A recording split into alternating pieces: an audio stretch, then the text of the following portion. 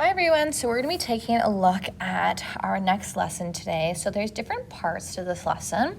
So we're going to start off with the calorimetry first, and then we're going to go into enthalpy later on. But we're going to touch a little bit on both today. So first off is heat capacity. And so heat capacity, we're looking at a specific heat capacity, and that's known as C. And that is the amount of heat, which is our thermal energy, that must be added to a specific substance in order to increase its temperature by our Celsius. Okay, so here you can see there are our unit of measure here. So it is always in Celsius. Okay, so we have our joules per gram for Celsius, so that is water. And then we have our vegetable oil. So this is a specific heat capacity for water versus vegetable oil.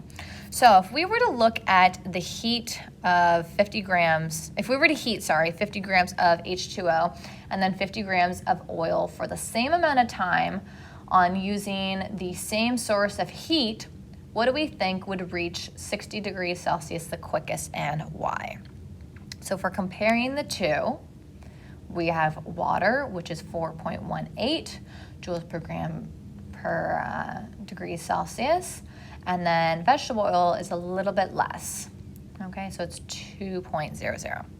So based off of this information, oil would heat up faster, okay? And the reason for that is because water has a higher temperature, it has a higher heat capacity, and that means it's going to take more energy for it to heat up, so vegetable oil would take the quickest because it has a lower heat capacity. So what do these values mean? So before we can answer that question that we just discussed, we're looking at these two values. If we look at water, if we want to increase the temperature by 1 degree Celsius or even just decrease it, the 1 gram of water that we are going to either increase or decrease must add 4.18 joules of heat. And if you want to decrease it, you must lose that amount of heat. Same thing with oil.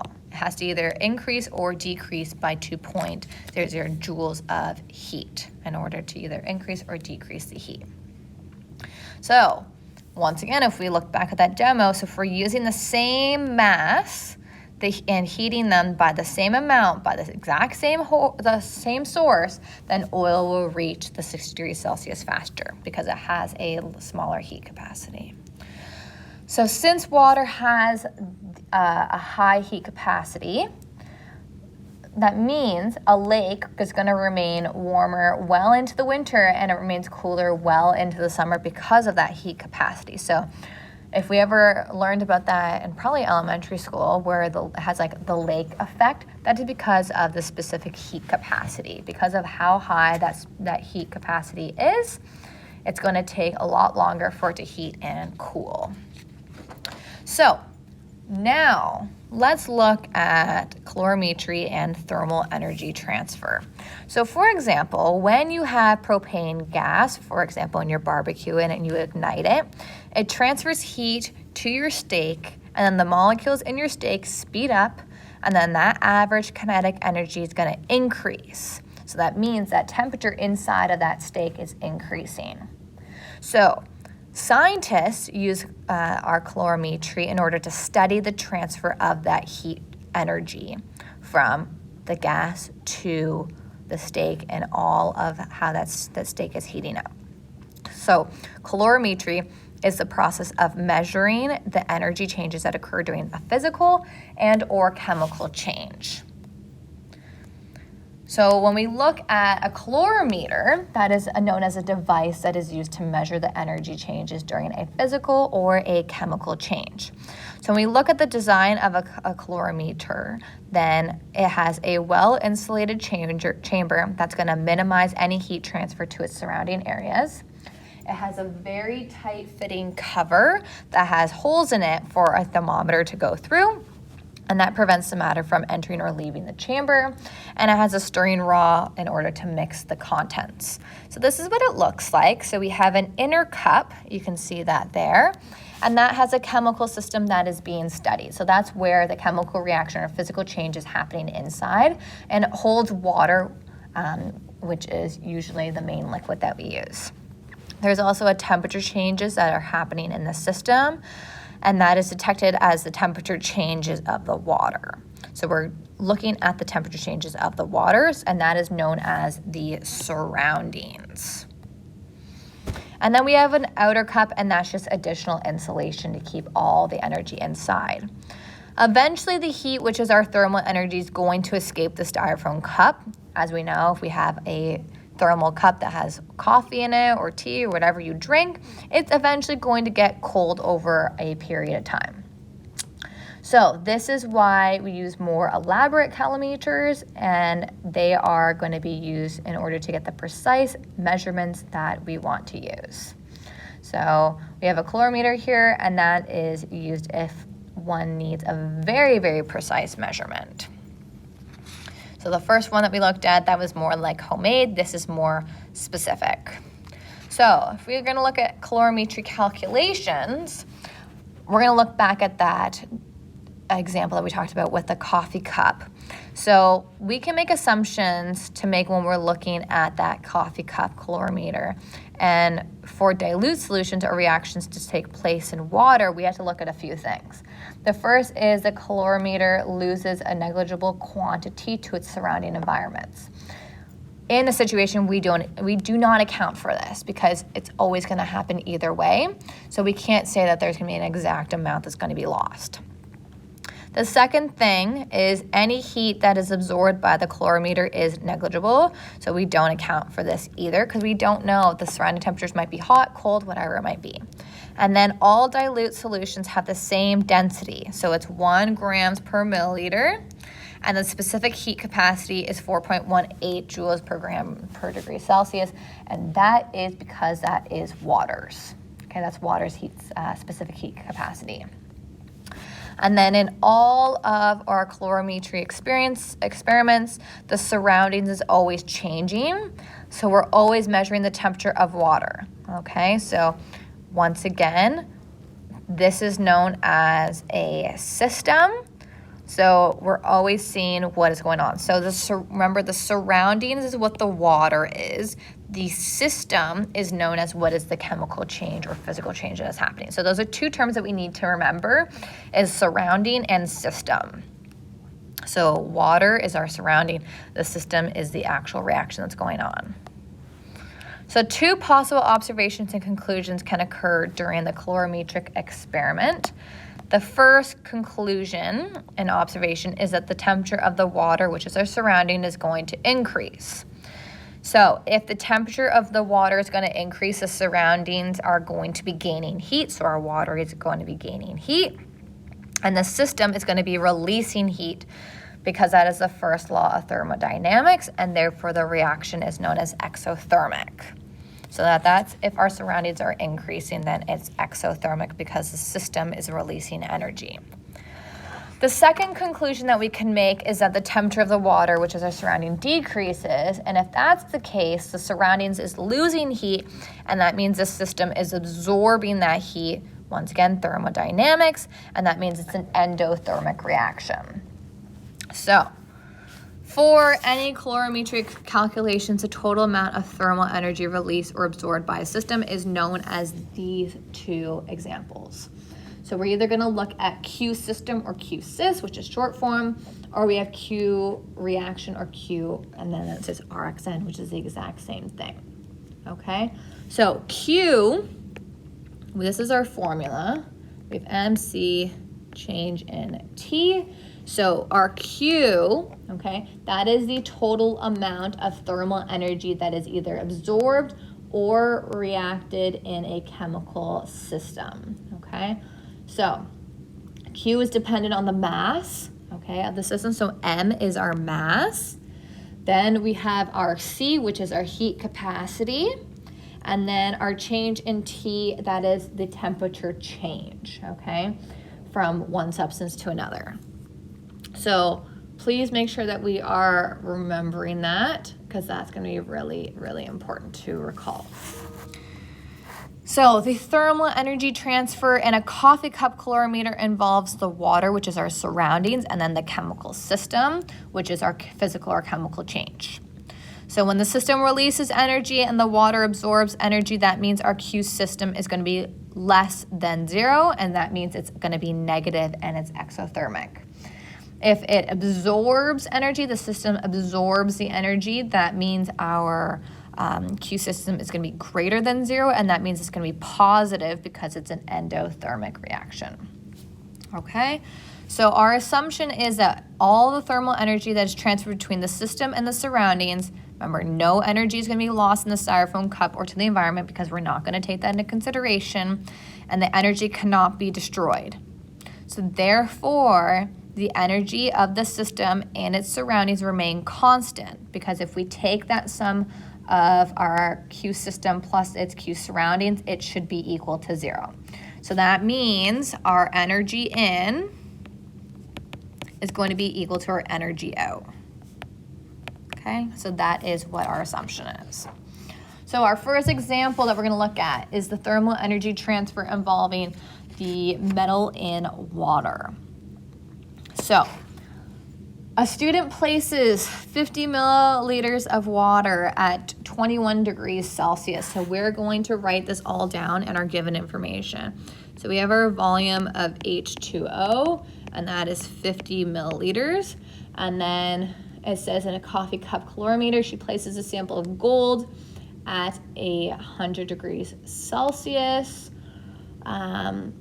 And then the final temperature of the water is 21.33 degrees. So we can have our temperature of our initial, which is equal to 21 degrees Celsius, and then our temperature of our final is equal to 21.33 degrees Celsius. And then it says a specific heat capacity of water, we know that, which is our C, is 4.18 joules per gram degrees Celsius. And then it says the density of water, which we also recall our density is going to be 1.00 grams per milliliter. So and then it asks, calculate the quantity of thermal energy, which is our Q surroundings absorbed by the water in the calorimeter, determine the Q system, and describe whether it's endo or exothermic. So let's find out the Q surroundings first. So that is the surrounding of the water. We also know that the density of water is 1 grams per milliliter. So to calculate the mass of water, okay, recall the mass of water here. Oops, can I erase on this? I don't even know if I can. There we go. There we go. Oops. Oops. Oh my Lanta, what is going on? Sorry. Okay. So recall here, if we have our triangle, our mass is at the top, and then we have volume and density. So therefore our formula is going to be mass, because that's what we want to find, and then volume times density, because it's asking us for the mass. And we're going to take all the values that it was given to us. So we know the volume is 50 milliliters. And then our density is going to be times 1.00 grams per milliliter. So if we calculate this, our milliliters are going to be canceled out. So 50 times 1 gram is going to give us 50 grams. So that is our mass. Next step is to calculate the Q surroundings. So this is our formula that we use. So remember, our temperature is our final versus our minus our initial. Okay, so our Q surroundings is equal to mass, which is 50 grams, times our C, which we know our C is 4.18 grams per joules degrees Celsius. And then, so remember, this can also be written as 4.18 grams per joules per gram degrees Celsius. And then that's also going to be times, and we're just going to put it in brackets, 21.33 minus 21 degrees Celsius, okay?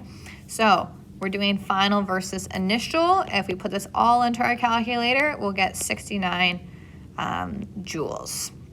The reason why it's left with joules is because our grams gets crossed out, and then also our Celsius gets crossed out, okay? So that is why we're left with joules. So now we calculate the Q system. So we just calculated the Q surroundings, which is 69 joules. And so since the Q surroundings is positive, so this is a positive number, the surroundings is absorbing heat, and thus according to the law of conservation of mass, the system is therefore releasing the same amount of heat, which is going to be negative 69 joules. Because when we convert our system to surroundings, it needs to be a negative, okay? So it's opposite. So since the system, which is gold, is losing heat, this is an endothermic reaction. And obviously this makes sense because the initial temperature of gold is 100 degrees, and then it was greater than the initial temperature of water, which is 21. So that is why it makes sense. So I want you to practice and try out this example on your own. Figure out what the heat capacity of gold is going to be. Okay, so I want you to try this out on your own.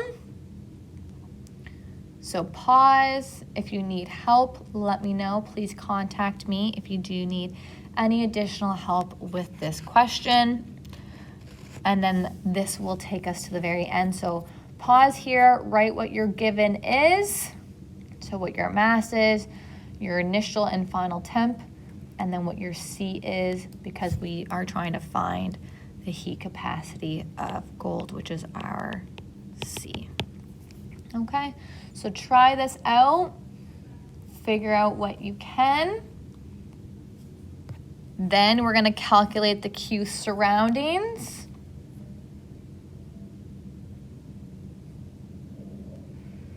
Okay, one way that we can recall this is Q surroundings for this. It's the exact same information, but one way that we can recall is that our Q surroundings for gold was 69 joules. Okay, that was from our previous example we just did. Okay, so once we figured that out, the Q gold, because it's releasing heat, it is negative 69 joules. And then we need to find the temperature of gold. So since the initial temperature of gold and the system is greater than the temperature of water, it will release energy until the temperature of gold is similar to the temperature of water. In this case, it will be the final temperature of water. And then last but not least, we need to calculate. So pause now, try to calculate. All right, so because this equation will not work for us because we're trying to isolate our gold here, we'll have to rearrange. So C equals Q,